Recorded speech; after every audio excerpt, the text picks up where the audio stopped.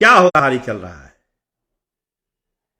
जो 121 सीटों पर जो फीडबैक आ रहे हैं, जो 121 सीट 25 के चुनाव में दांव पे लगे हुए हैं, वहां पर आगे कौन है, पीछे कौन चल रहा है, कहां हो रही है कांटे की लड़ाई, क्या कहा जा रहा है? क्या तीर चल रहा है? लालटेन जल रहा है? क्या हो रहा है? देखिए, अगर नट सेल में अगर 121 सीटों का एक मोटा मोटी आकलन, खाली जो वोट पड़ेंगे कल चीजें और साफ होगी, लेकिन एक मोटा मोटी आकलन अगर आप निकालना चाहें 121 सीटों का, जो हम लोगों का अंदाजा है, वो 121 सीटों को आप इन शब्दों में बयां कर सकते हैं कि चल रहा है तीर, जल रहा है लालटेन, बुझ रहा है चिराग और मुरझा रहा है कमल। यानी जो सीटें लड़ रहे हैं लोग, देखिए, जेडीयू 57 सीटों पर लड़ रही है पहले चरण में, बीजेपी 48 सीटों पर, एलजेपी 13 और उपेंद्र कुशवाहा की पार्टी 2 सीटों पर लड़ रही है। आरजेडी 73, कांग्रेस 24 सीटों पर, माले 14 सीटों पर, वीआईपी 5 पर और गुप्ता जी की पार्टी 3 सीटों पर चुनाव लड़ रही है। जनसुराज 119 पर। तो जो पिछला चुनाव हुआ था 2020 का, जो अगर 121 सीटों का अगर आप सैंपल लेते हैं, तो जो पिछला चुनाव हुआ उसमें महागठबंधन 61 सीटें जीती थी और एनडीए 59 सीटें, यानी 2 सीटों से पिछड़ा था एनडीए का कुनबा 2020 के चुनाव में। आरजेडी उसमें 42 सीटें जीती थी, बीजेपी 32 और Janata Dal United 23। Chirag factor on था। तो इस बार कौन फैक्टर ऑन है? देखिए, कल जब वोट पड़ेगा, शाम तक पता हो जाएगा कि कौन सा वोट कहां गया। क्या तीर ही लालटेन हो गया और लालटेन ही तीर हो गया? हुआ क्या, इसका अंदाजा आपको कल शाम होते हो जाएगा। क्योंकि जो 50 सीटें हैं बिहार विधानसभा की, ये जो पहले फेज की हम बात कर रहे हैं, उसमें ये निष्कर्ष निकलना है कि क्या तीर ही लालटेन और लालटेन ही तीर था। देखिए, बीजेपी और आरजेडी के बीच 25 सीटों पर सीधा मुकाबला है कल जहां वोट होना है। बीजेपी और कांग्रेस के बीच 12 सीटें और आरजेडी और लोजपा के बीच 12 सीटें और एक लोजपा और माले के बीच मुकाबला है। यानी ये 50 सीटें तय करेगी कि बिहार का सिकंदर कौन होने जा रहा है और बिहार की जंग कौन जीतने जा रहा है। क्योंकि इसी 50 सीटों पर टेस्ट होना है कि लालटेन ही तीर और तीर ही लालटेन हुआ है कि नहीं। अगर ये नहीं हुआ है, अगर नहीं होगा, तो यकीनन मानिए कि एनडीए का पलड़ा आपको भारी दिखेगा।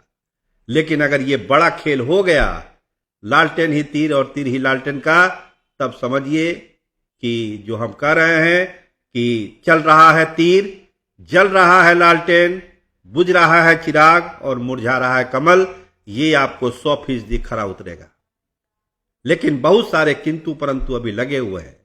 जिन 50 सीटों की हमने चर्चा की है, देखिए, एनडीए का स्ट्रांग होल्ड जहां पे कल चुनाव 18 जिलों में हो रहे हैं, उसमें कुछ जिले आप मान के चलिए, जैसे नालंदा नीतीश कुमार का गृह जिला है, पटना बीजेपी का गढ़, समस्तीपुर जेडीयू का गढ़, दरभंगा, सारण, सिवान, ऐसे बहुत सारे जिले हैं जो एनडीए का गढ़ माना जाता है।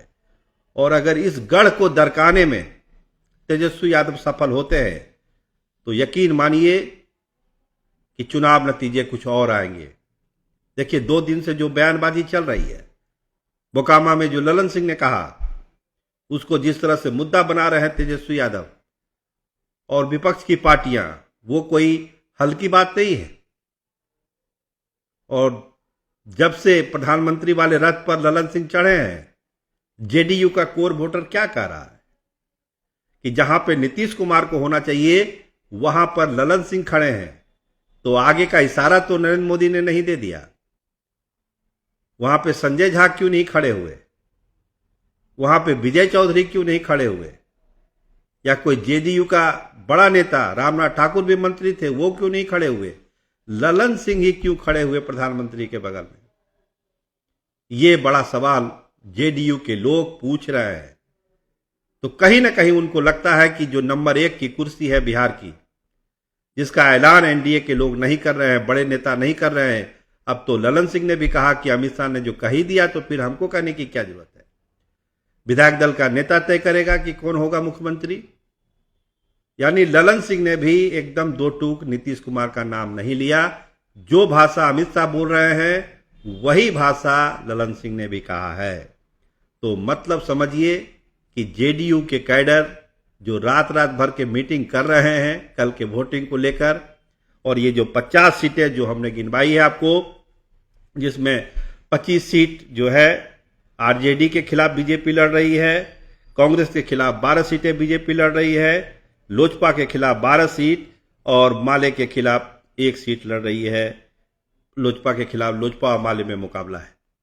तो इन 50 सीटों का समीकरण ही बहुत कुछ कहानी कह देगा 25 के विधानसभा चुनाव का कि क्या होने वाला है।